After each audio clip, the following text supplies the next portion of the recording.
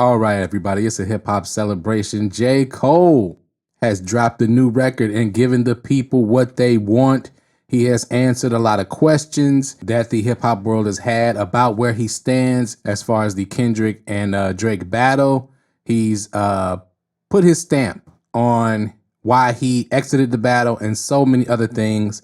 It's a great record. However, trigger warning, okay?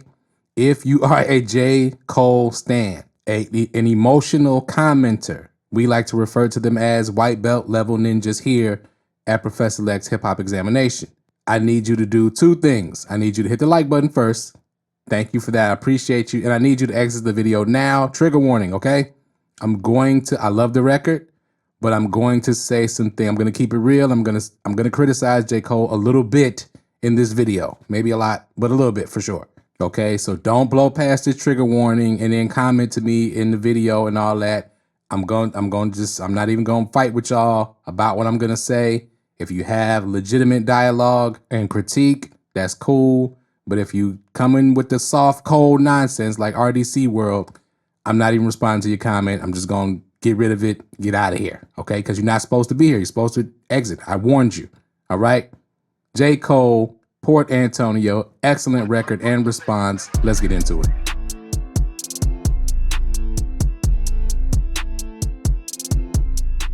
All right. Hot off the press. J. Cole last night dropped a bomb on the hip hop world where he dropped a new record, probably from the Fall Off record that he's going to release sometime maybe this year or early next year.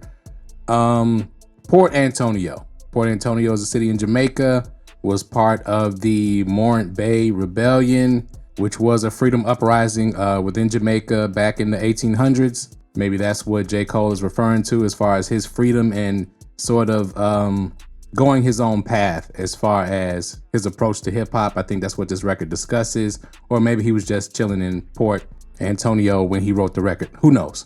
But let's get into it. This is going to be slightly a lyrics explained, but we're just going to discuss the themes more than I am going to go through like bars and lyrics and entendres and things like that. We're going to discuss what he's discussing and what he's addressing in the second verse. Now, the first verse is pretty basic.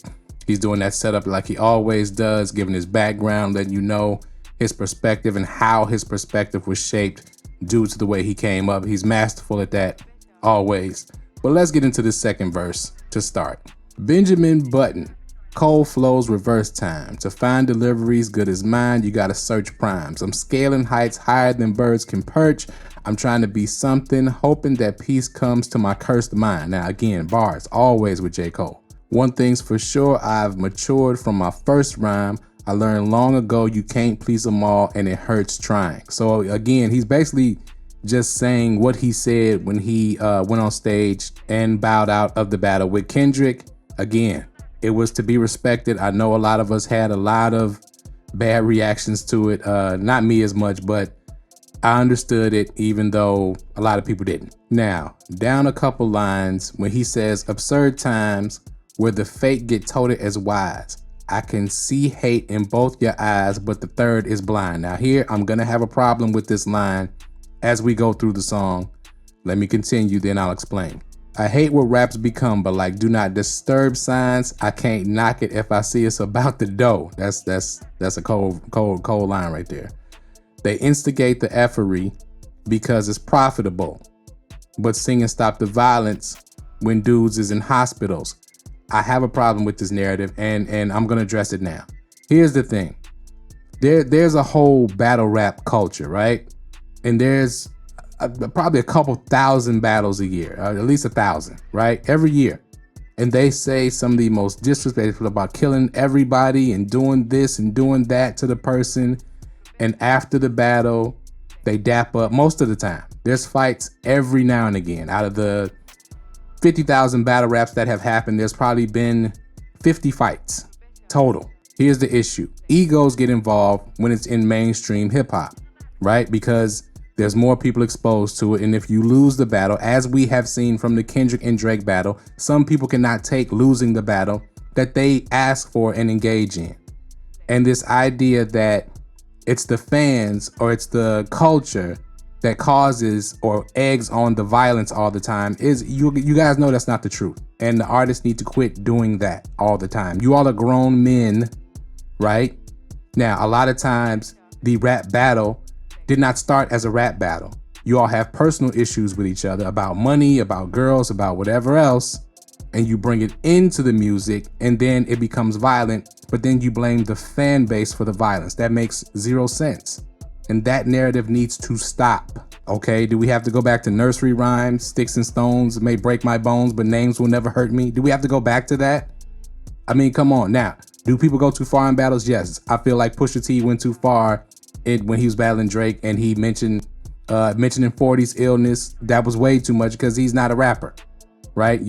That was unnecessary. And the same thing with Drake, always bringing people's girlfriends and wives into the situation when that should be out of bounds as well. It just shouldn't, you don't have to do that, right? However, none of that should ever lead to any kind of violence. It shouldn't even be alluded to that you have to get violent over that. He's just talking. It's rap. You all are rappers. This is what you do for a living, is talk nonsense, talk junk to each other, brag. But J.Cole, we're not going to keep doing this blaming the fan bases because you all decide to start pulling pistols and things like that and getting violent. And sometimes it's idiotic fans who do the same thing. I understand that part. But here's the thing. If the rappers keep their egos in check and keep it rap, then I think their fan bases will follow suit more often than not. But another question is, will those record executives follow suit? Will your managers and handlers follow suit? Because those are the people a lot of times that promote the violence in the culture in the first place. Just the violent tone of the music in the first place. They push the violent records, and somehow MCs and artists don't mention that a lot. Somehow we can't see that, but we can blame it on the fan bases. Come on. But anyway, that's one issue I had with the narrative he kind of painted in this record. But let's continue. I do like the next few lines where he says, they wanted blood, they wanted clicks to make their pockets grow. They see this fire in my pen and think I'm dodging smoke. That was cold. I wouldn't have lost the battle, dog. I would have lost a bro.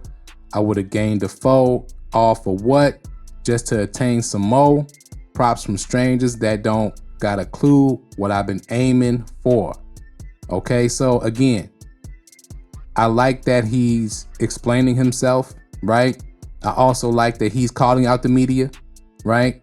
Okay, I'll take it. I'm included in that, right? I covered the beef, right? I covered the battle. Now, I don't think I egged it on in any kind of way, like, oh, you should do it. No, I covered the battle. This is a part of rapping and MCing. This has been a part of it since the beginning. But here's the thing. The generations have gotten sensitive and they can't just battle and move on. That is not my issue. That's an artist issue. That goes down to the individual man who says they're the best and they want to engage in battles. Then when they get in a battle and they lose, they want to take it somewhere else. All right. Now, but those who came at J. Cole for exiting the battle, hey man, it's his personal decision. I said that when he did it, I didn't really make a video about it or address it because it's his personal decision. But in this verse, even in this verse, J. Cole, this is a masterclass in passive aggressiveness, sir. Because you're still bragging about being the best while also making an excuse for not wanting to prove it in a battle, right? And you know that that's hip hop, all right? You can make Fresh Prince type raps. You can make Kid and Play type raps. Rest in peace to Bernie Mac, what he used to call happy raps, right? In the Bernie Mac show. You can rap like that and it not be a problem, right? You choose to put yourself on it, and you were the first one to record a diss track. Now, again, he's explained it away, but I don't like this kind of backpedaling a little bit. Like I said, it's passive aggressive. It's a masterclass in passive aggressiveness. J. Cole, I like it, but then again, this part, somebody has to call it out. Because before J. Cole released 7 Minute Drill, and this was before I was even making videos like this, nobody said that you all had to respond. Everybody was saying they don't have to respond to, Kendrick doesn't have to respond to them. They don't have to respond to like that. Everybody felt that, those were light jabs, as you all have been doing for years, and a response wasn't warranted. In a way, you did kick this off. So, but you have a right to feel how you want to feel and say what you want to say. He has a right to that. J.Cole stands, who blew past the trigger warning. I'm not trying to come at him, but I am going to keep it real for the overall culture, right? Because battling is a part of the overall culture.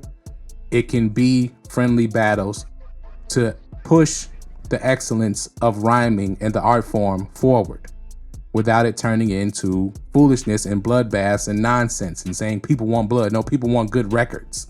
Okay, but he continues. If that means I gotta dig up dirt and pay the whole team of algorithm bots, ninjas, just to sway the whole thing on social media, competing for favorable means to be considered best alive, and the rest, the weight of both things. I understand the thirst of being first that made them both swing, protecting legacies, so lines got crossed, perhaps regrettably. My friends went to war and I walked away with all their blood on me. Again, see, this is where J. Cole, you released the first real diss track towards Kendrick Lamar in 7 Minute Drill. Now again, I might delete this later, all that, that's fine. There's nothing wrong with that. He changed his mind. But this kind of, it's passive aggressive. I like it, I don't love it. Because here, one thing's for sure, Drake and Kendrick needed to get this out of the way. They've been at this for 10, 11 years, going subbing back and forth. And neither one of them really wanted to let it go. I'm gonna blame both of them. Even I know Kendrick fans will say, well, Drake was picking at him. No, Kendrick was indulging, and they do want to be the best and seen as the best, and that's fine. Again, getting sensitive and talking violence and all, that's where it gets too far. And the people who hype it up, people clown the media all the time. And listen, I'm not media. I know people, you're media too. No, I'm not. I'm a person who actually makes music, who likes to comment on hip hop, right? Because I felt that people weren't understanding and appreciating the culture like they should, right? I'm a fan of it. Okay, I'm not media. I'm not taking any notes from any artists or any record companies or any labels to push a narrative. And that's what media does. All right. I'm actually a fan just talking about it, as I think most people on YouTube are, giving their opinion on an art form that they love. But let's continue. Now, I love this part when he gets into this part right here. My dog texted me. I'll share the words he said to me. If you refuse to shoot the gun, don't mean it ain't deadly. I guess that metaphor, hypothetically, the gun is me. I texted back like, guess a gun ain't what I'm trying to be, my ninja. They stripped me of my spot and now I'm finally free, my ninja. They say I'm picking sides. Hey, don't lie on me, my ninja. They start another war. Hey, Drake, you'll always be my ninja. I ain't ashamed to say you did a lot for me, my ninja. Now, see, I love that part because there's nothing wrong, even if he had an issue with Drake. There's nothing wrong with them burying the hatchet and saying, look, it's still all good, right? We can throw shots at each other because we upset at the time, but at the end of the day, we can still apologize or forgive or just let it fly, right? Had a disagreement, doesn't matter. We can move on because they're in the same industry no matter what. All of these artists are going to be attached to each other. This is a small group of people, okay, especially at the level that these guys are at. And that's awesome, okay? And everybody needs to take this approach. Y'all got to be grown. Y'all want to be bigged up and all this. You got to be grown and take it on the chin sometimes. You know, public scrutiny does hurt people's egos and hurts people's careers, and that's tough. But this is part of the job, right? It's part of the career you're a part of. And whether it's apologies, and sometimes people just don't like each other, so there's not going to be an apology. But as long as they can agree to just move on and kind of leave each other alone, that, again, maturity. Everybody here is well into adulthood. All right, these are not young people we talking about. So I love that J. Cole did that in this record. And shout out to Drake. People think I don't like Drake. I like Drake a lot. But at the same time, some things were revealed in the battle that made me look at him a certain kind of way that I didn't know about him because I don't like follow the celebrities' lives and things like that. I just listen to their music. And then J. Cole gives some great advice to Drake as far as his music is concerned when he says tapping back into your magic pen is what's imperative. Remind these folks while we do it, it's not for beefing. It's for speaking our thoughts, pushing ourselves, reaching the charts, reaching your minds, deep in your heart, screaming to find emotions to touch something inside to open you up. Love it. Okay? Again, bars. Again, the song for me is a 5 out of 5, 10 out of 10. However, I am going to push back on some of the narrative because, again, to me, it's passive. Like I said, the passive aggressiveness, the still trying to keep the same narrative going when you kind of backed away from it.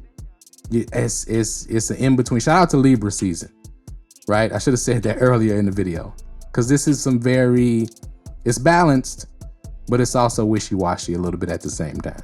I got to keep it real. Love J. Cole. Love the record though.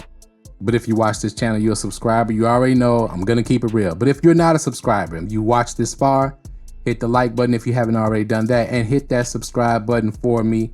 We keep it real over here. We keep it mature over here. We love hip hop over here. So thank you for watching the video this far. Hit that subscribe button, hit that like button, hit the notification bell. Again, great record by J. Cole. Definitely looking forward to the album.